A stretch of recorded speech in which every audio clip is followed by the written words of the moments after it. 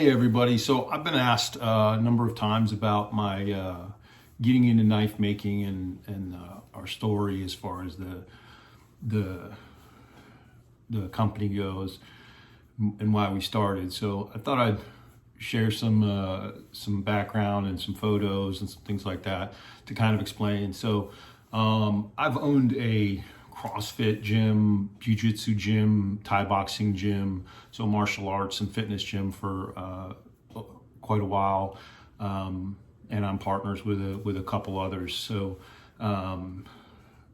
we were looking at plans to buy a building a few years ago, and it was in conjunction with some other businesses in the area, and it was in a new development area, and it was pretty exciting. We were able to plan the insides and get part of it and go to the groundbreaking and get all that going. But every time we would meet, the price would go up and up and up, and then some of the key players kind of dropped out due to financial issues and things like that. So the building hasn't been built, and we've just kind of stayed where we are and kept doing what we're doing. But the reason I tell you that is that part of being able to go into this space and be part of that was that I would have to do the build out. And so I started doing some construction and decorating and woodworking and lighting, welding, electrical stuff, just so that I tile work and did stuff at the gym, at my house, at other places to kind of learn how to do some of this stuff. I'd never worked with my hands and done a bunch of building things, so I didn't know if I was handy or not. So after I had done a lot of that, I found that I really enjoyed it. But I ran out of kind of projects to do, and I didn't have anybody to pay me to do the projects. So I figured I'd start, I had a good garage full of tools. So I figured I'd start trying to make some knives. I have friends that are knife makers, have been knife makers their professional lives. And I said, well, whatever I can't figure out, I can ask and go from there. So that's when I got into it. So on December 13th, 2017, I got my first grinder, found it on Craigslist. There was a company that was, it was a factory that was closing down a facility, and they had what they advertised as a 2x72 grinder. And so I went, it was freezing cold. They had it on the back of a truck. Gave the guy the money, grabbed it, threw it in my truck, got home, went to put the 2x72 belt on it that I had, and it did not fit. Come to find out, it was a 2.5 by 60 or 60 by 2.5 grinder. So all the stuff that I did in my garage and for quite a while I did on that particular grinder. I started off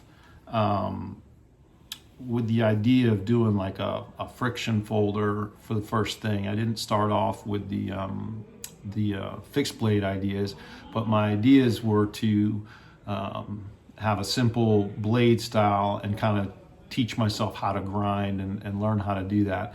Once I realized how hard the friction folders were going to be and that I didn't really have the tools to make things flat and parallel and do as good a job, I quickly switched to fixed blades. The idea with the blade shape and the fixed blades was to learn very simple grinds, to start off with just a flat grind, chisel grind, and just a couple of very basic blade shapes, just the razor, the Warncliffe, the really kind of the cleaver, and 4 basic shapes. And I call them the carve, cut, chop, and cleave, which are of course the 5 C's of knives. Cut, carve, chop, cleave, and cut. So like I said, I started doing the fixed blades. screwed around with some dagger shapes and kind of invented my little mini cleaver. Just kind of drew it up and did it. Again, the mini cleaver was an opportunity to just very basic grinds and go from there. At this point, my partner Stacia, we talked about doing some soft goods, and so she started doing some handkerchiefs with the microfiber backs and coasters and some things like that. And we branded it, and we came up with the company name and started making some things for some friends and family, and kind of gearing up for Blade Show. So since we decided to make this kind of an actual business, and things were getting pretty crowded in the garage, I took over a space in the back of my gym that we weren't really using for anything and converted it into a workshop. I kind of planned it out, figured out where everything would fit, and then we repainted, put in some nice lighting, or decent lighting, so that you could see it was a little bit of a cave before that, and moved some stuff in.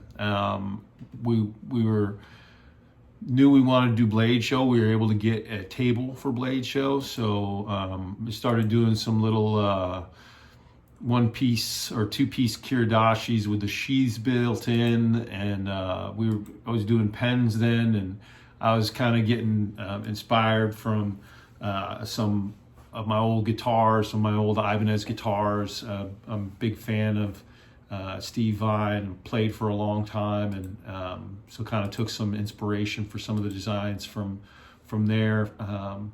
But really also kind of pushed forward on the tanto style and the reverse tanto. This is where you first start to see our fighter, the initial design of our fighter before we tuned it in, the medium fighter. Started working with some more exotic materials and different handle materials, and some different, not too crazy designs. I had a challenge for a dagger that never really turned out, but I also, so I had the workshop in the back, and then had the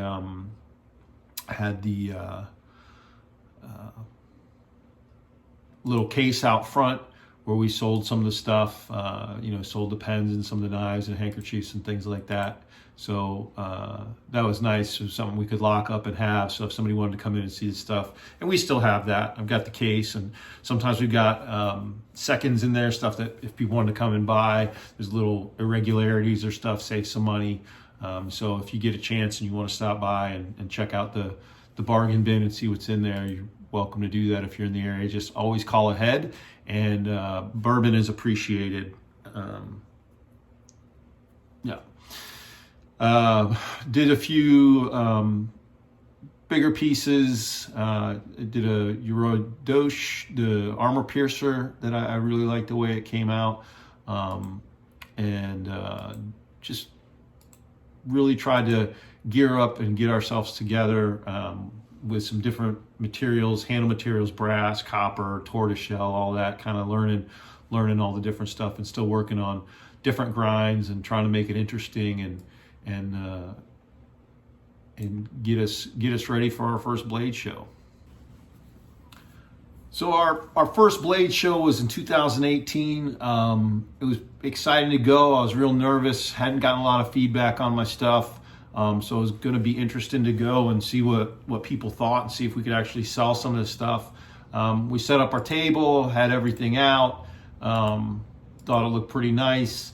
And then it's funny because Stacia generally, she usually has the first sale with the soft goods, and she let us off with the first few sales were handkerchiefs, and she was pretty proud of that, and obviously proud of her too. And it's always nice to have some of the lower ticket stuff and interesting stuff, and the stuff that she makes is just a lot like mine, where it's handmade, it's individually crafted, and Each one's a little different, whether it's the stitching or the patterns, and she goes well out of her way to try to source cool materials and cool patterns, and tries to make it interesting and unique, and have good attention to detail, just like we do with the knives. So had a lot of the kiridashis and pens and the 3-set kiridashis, which I haven't done in a long time because they're a pain in the butt.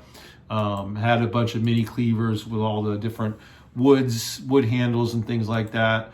Some of the early carves and all the other pieces. We were lucky enough to get some attention and have people check us out, and got some good feedback, and that the stuff was a little bit different, a little bit unique. Definitely had our own feel to it. My buddy Tom bought a knife, which was awesome. My buddy Scully bought my first Bowie, which was really cool, really nice of him to be supportive in that way. And then we had made some new friends that came and bought some stuff. And then Ryan's been a friend of mine for a long time, and he bought one of the first Tontos. So Tom got one of the first fighters, Ryan got one of the first Tontos, and Scully got one of the first Bowies. So very cool way to round out our first SHOT Show. So armed with that good experience, we came back and kind of hunkered down to explore some different shapes and some different things, and see if we couldn't continue to improve our craft and move our game forward.